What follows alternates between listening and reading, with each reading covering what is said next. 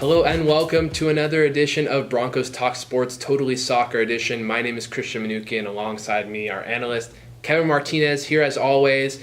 The seasons across Europe have pretty much ended. The champions have been decided in almost every major continental league. So really there's only one thing left to talk about, or really two things, but one major European thing left to talk about, and that is the Champions League Final. We'll be talking Liverpool, Real Madrid, and we'll also be talking the recent World Cup squad announcements. So all the World Cup squads almost have been announced, at least the preliminary 35-man rosters. Many of the squads have announced their final 23-man squad that they're going to take with them to Russia. We'll break down a few of the main misses and the successes of those squads. So that's all to come right now. But we'll start with the Champions League Final. It's going to be held in Kiev this year in Ukraine, and it is going to be Liverpool versus Real Madrid. So just the main question is, what do you make of the tie? It's interesting. We were talking about it before the show started taping. What do you make of the tie?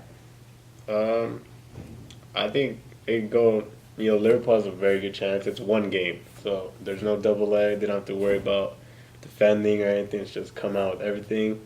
Liverpool's attack has been probably the most efficient top three attack this whole season in probably any league, I think you could say. They've scored both a number of goals, those top three, and assists to each other. So that's very dangerous off the counter. They can catch almost any team. We saw what they did to Man City in the Champions League.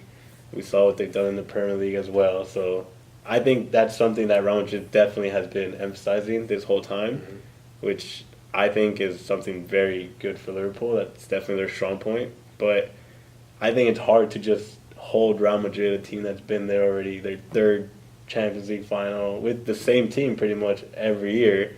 Not much has changed. They're veterans. Yeah, right? So they're very comfortable in this stage.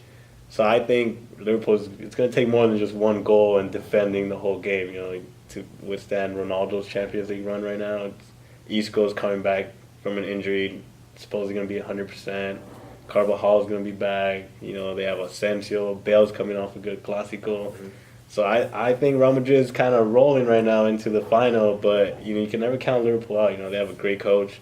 He knows how to motivate his players. So I think it's going to be a very good Champions League final.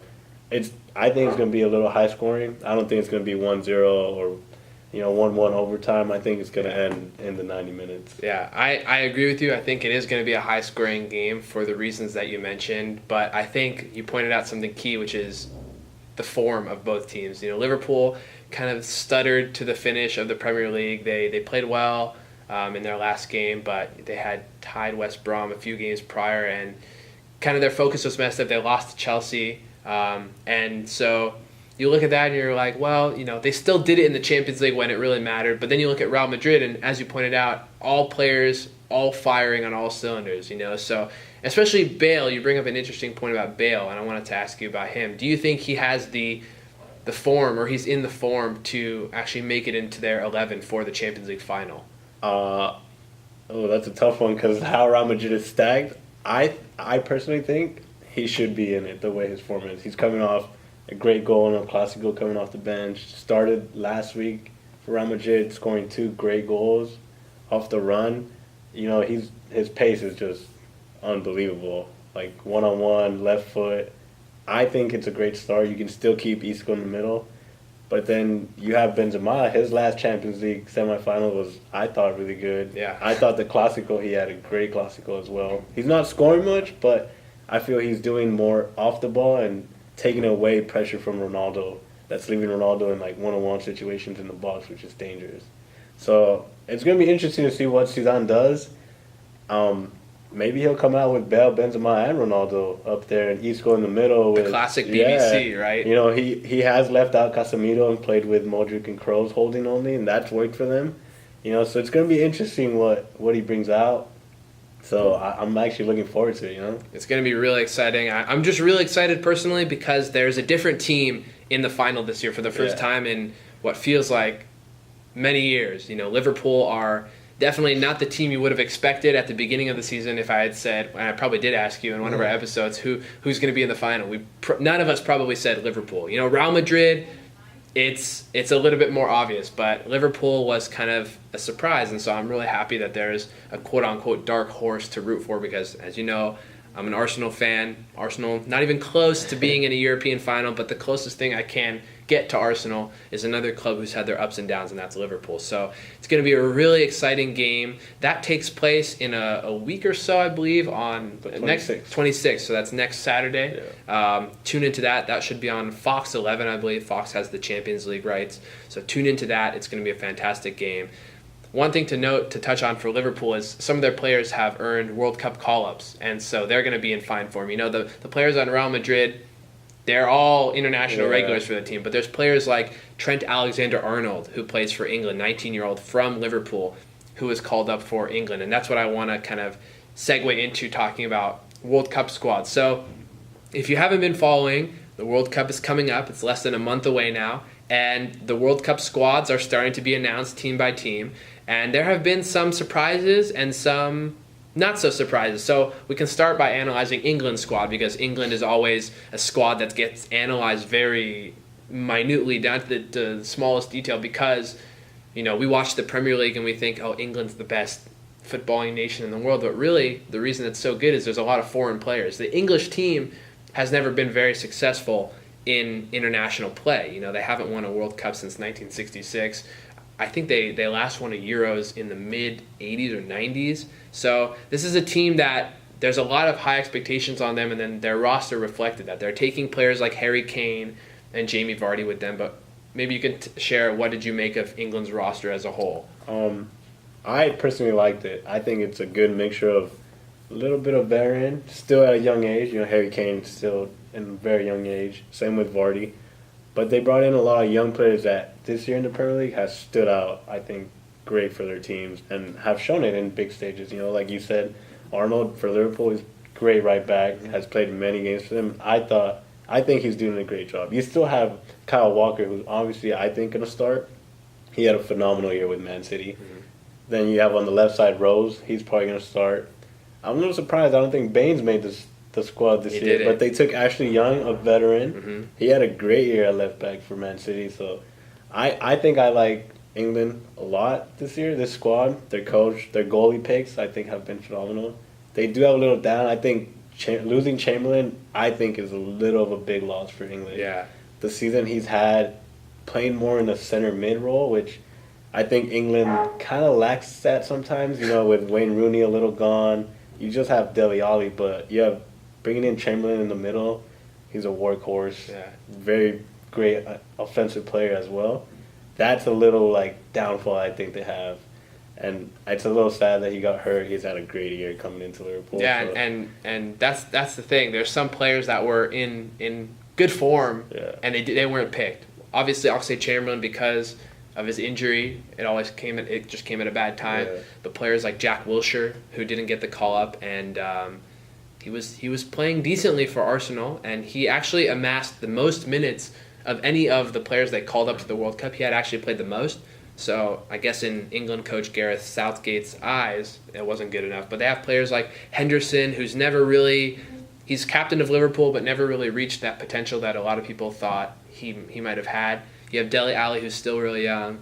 And then, you know, there's some surprising picks, like they took Phil Jones from Manchester United rather than Chris Smalling, who was, for a large part of the season, captaining Manchester United and who played a lot more than Jones, and some interesting decisions there. They took Danny Rose from Tottenham, who was injured for a large part of the season, rather than Ryan Bertrand from Southampton, who helped Southampton actually stay up this year and played a large part in England's qualifying campaign. So some interesting decisions there. England have a pretty simple, straightforward group. They have Belgium, Tunisia, and Panama in their group, and I really think if they don't make it out, that would be a huge, huge failure. I personally don't think they will progress more than the last round of 16, just because I think their squad kind of lacks a little bit of something. I just don't think England has that strong of a squad, but we'll have to wait and see. Another squad that kind of made some headlines for some of its exclusions rather than inclusions was France. France is stacked. Just let's throw that out there. Yeah. France is stacked. They have so many players they could take that obviously it's a surprise when some big name players are left out, but when you hear who's included instead, it's like, well, they didn't miss anyway. So for France, they left out Alex Lacazette, who plays for Arsenal, one of their strikers, who scored, I believe, 11 or 12 goals this season. Not a bad return for him. They left out Dimitri Payet, who was formerly of West Ham, went to Marseille, and had an amazing season for them. He got hurt, picked up a slight injury in the Europa League final, and from that, the coach said, I can't take him, which really, like Oxlade-Chamberlain, it's a bummer for him. They also left out Anthony Martial from Manchester United, winger, the prodigy that they signed from Monaco. What did you make of France's selections? I was just as shocked, I think, as everybody else that saw it. They left big names, like you mentioned, in the back line, starting with Laporte. I think he's a solid defender, good veteran, has played in Sevilla, now Man City. Him and Varane, that was a big, thing. They've played together in France for the qualifiers. You know, the loss of Koscielny, obviously their captain, big loss for them. But I was shocked there. Also, in the middle, they left Rabia. I'm a big fan of Rabia. I think he had a great year in PSG the past 3 seasons. You know, Verratti speaks high of him. So I was shocked with that. You know, they decided to take from Bayern Munich, Tolisso, I think. He's a young, upcoming player, totally for young talent coming up. I think that one's a little iffy right there. Leaving Martial, another winger. But like you said, it's hard. You know, you have Mbappe, you have Lamar, you have so many players that can play out wide. Kingsley Coleman hasn't been playing much this year, but he's solid. I think, personally, the biggest player not getting called is Benzema. Really? Even though the whole scandal happened, everything that's happened to him, so much has passed this year, I think he should still get called up. And I know there's still a lot of people that say, why doesn't he get called up? He deserves it. He still is all about France and wants to play for his country. And every time he does play for France, so much good things happen. Him and Griezmann, they have a great relationship when they play with France. I feel like that extra big forward that can hold the ball is what they need instead of just playing off Griezmann. So I'm a little disappointed in that pick. You know, I was actually hoping maybe this would be the year they call him back up. You know, unfortunately, he didn't get called up. But like you said, France still has an unbelievably good team. They're still a contender no matter what. Yeah, and that's kind of what makes it sad is that we can't even feel too bad for these players that were left out because France's team is just so stacked. I guess they're a little bit top-heavy because some of the defenders aren't big household names. They're they're strong players, but their attacking talent that they're taking with them is incredible. And I'm also I'm a Benzema fan. I really think he's a strong player, kind of like a underrated player. I think because of the team that he's in, with the people that are around him, Ronaldo and whatnot, he kind of goes under the radar a little bit in comparison. But I was just watching goals from the 2014 World Cup, and he scored a hat-trick in his first game for France, and then went on to score a few more goals in the following games. And he had a very great tournament then, and I don't know if he was in the Euro 2016 squad, but I know his World Cup was amazing. He's a big game player, and you're right in saying that was a surprising omission. So again, we'll have to see how France does. They have also a pretty simple group. They have Denmark, Australia, and Peru with them. So again, if France somehow finds a way not to make it out of the group, it'd be a huge shock. It would be disaster, really. It happened in South Africa in 2010 when they had a lot of squad trouble. Can't see it happening this year. A lot of people are predicting France to go to the final. I don't know. Personally, I don't know what's going to happen, but I know you had said maybe France might go to the final. Definitely so a big contender. I can see them getting far. Another team that may go to the final that has a stacked squad that we'll just quickly analyze is Brazil. I mean, there wasn't too many surprising omissions for Brazil because most of the Brazilian players playing on the world stage, they don't really have any competition, no rivals in that position. So players like Neymar, obviously, magically he healed in time for the World Cup. We knew that was going to happen. Roberto Firmino had an amazing season for Liverpool. It's going to be playing in the Champions League Final. And Willian, another great, he had a hot season for Chelsea. Marcelo, the usual players for Brazil. How far do you think they'll go? I have them going all the way. I think that this is the team Brazil has Last time we saw a Brazil team this great, you could go back to the Ronaldinho stage when they won it. I think it was in 2002. That team was stacked as well, from the back line all the way to the forward line with Ronaldo. Now you have, I think, two nines that can score, Firmino and Gabriel Jesus. Yeah. Brazil has been lacking that, I think, the past couple of years, They've been calling up Fred a lot, big controversial Fred, But I think this year they have those two forwards, and you have Coutinho, Willian, Neymar. Those guys grew up playing together for a young Brazil squad, and they just click, You have Marcelo in the back line. You have Miranda's been playing good, Marquisio. They're back. Their goalie, they have Alisson, I believe, is the one going. And Ederson. Two good goalies. Yeah. The biggest loss for them is the right back spot with Dani Alves. Tough loss. I thought they're going to take Alexandro. From Juventus. Yes, he got dropped. That was probably the big shock from that squad, that he didn't get called. They brought up Danilo. He had a good year for Man City. He's been around Madrid. That's their weaker area, I think, the right back spot. But I think this Brazil team has it. They have two good holding mids, Casemiro, Fernandinho. You have Paulinho as well. Yeah.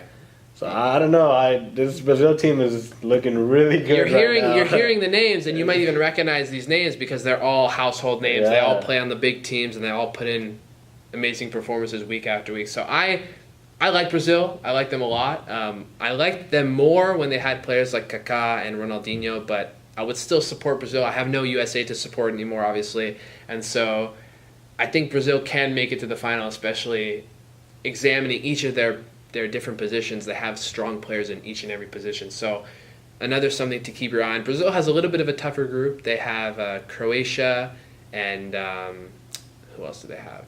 Can't even remember. I know they have Croatia. Serbia? No.